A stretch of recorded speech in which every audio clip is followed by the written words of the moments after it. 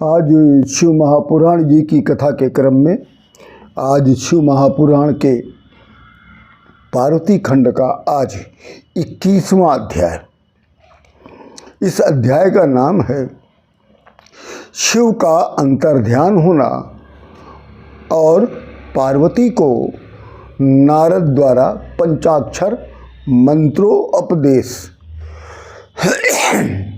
जिस समय शिव जी के तृतीय नेत्र की अग्नि से कामदेव भस्म हो गया, तब उस समय एक भयानक शब्द प्रकट हुआ था। उस भयानक शब्द ने पूरे आकाश मंडल को अपने अंदर समाहित कर लिया था। पूरा आकाश मंडल जो है उस भयानक शब्द में से व्याप्त हो गया।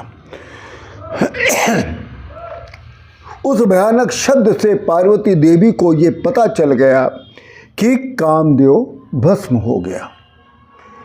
जब कामदेव भस्म हो गया तब किसी में भी काम की इच्छा नहीं रहेगी, ऐसा सोचकर कि अब शंकर भगवान के अंदर जो काम की भावना जागृत हो सकती थी अब वो नहीं होगी। इसलिए पार्वती देवी व्याकुल मन से दुखी होकर अपने घर हिमालय नगर को वापस आ गई। जब हिमालय जी को पता चला कि कामदेव के भस्म होने के कारण उनकी पुत्री पार्वती बहुत दुखी और व्याकुल है, तब वो आश्चर्यचकित होकर दुखी हो गए। वो अपनी दुखी पुत्री को देखकर बहुत दुखी थे। तब हिमालय जी ने अपनी पुत्री के आंसू पोंछते हुए कहते हैं कि हे पुत्री पार्वती, दुखी मत हो, डरो नहीं, जो होता है वो अच्छे के लिए होता है। पार्वती देवी दुखी होकर शंकर भगवान का ध्यान करने लगी और ओम नमः शिवाय मंत्र का जाप करने लगी।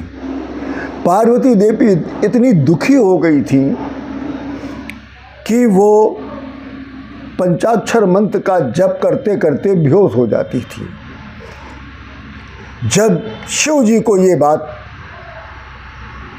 पता चला कि इसका बहुत ही गलत प्रभाव पार्वती पर पड़ गया है, तब उन्होंने नारद जी का स्मरण किया। नारद जी प्रकट हुए, शिव जी की चरण वंदना की। तब शिव जी ने कहा कि हे नारद, कामदेव के भस्म हो जाने से पार्वती बहुत अधीर हो गई हैं, बहुत दुखी हो गई हैं, अतः तुम जाकर उनको धैर्य बंधाओ और उनको समझाओ। तब नारद जी शिव जी की आज्ञानुसार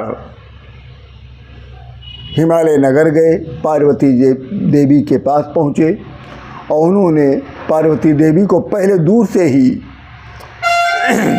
प्रणाम किया है मन में, फिर कहा है कि हे पार्वती,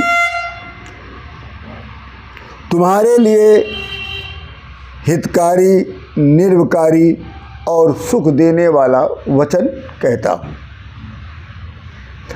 मेरे वचन को आप ध्यानपूर्वक सुनिए। तुमने बिना तपस्या के महादेव को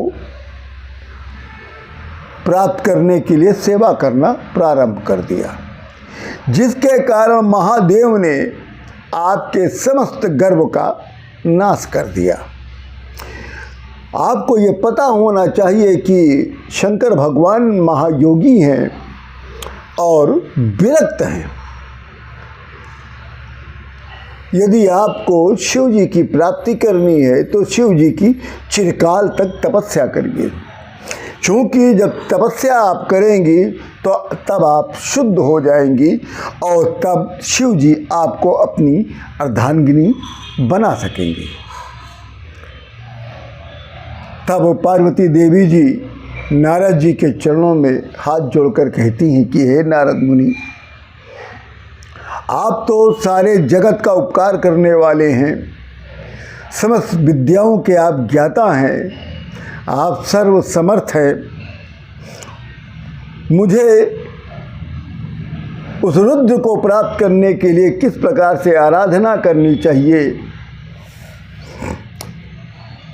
कैसी आराधना करनी चाहिए, कौन सा मंत्र का जाप करना चाहिए, कृपया मुझे मंत्रोपदेश दें। क्योंकि नारद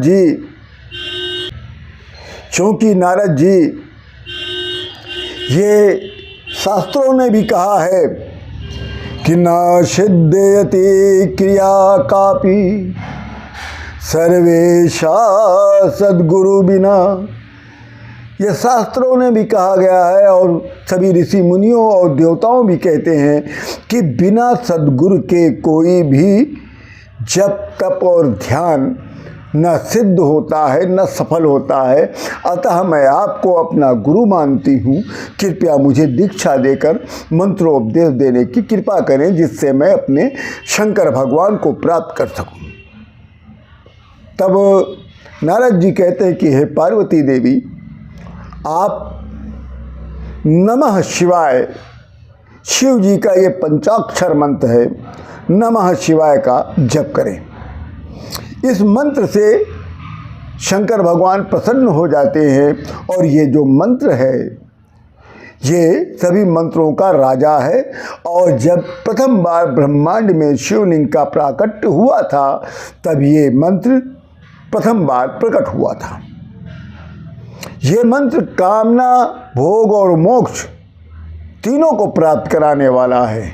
इस मंत्र से शंकर भगवान का आपको प्रत्यक्ष दर्शन भी प्राप्त हो जाएगा। हे पार्वती, शंकर भगवान को प्राप्त करना है तो इस मंत्र का जाप करें, तपस्या करें, क्योंकि शंकर भगवान बिना तप के प्राप्त नहीं होते हैं। सभी फल भी बिना तप के नहीं प्राप्त होता है, तपस्या अनिवार्य है। इसी के साथ आप सभी लोगों को राम राम।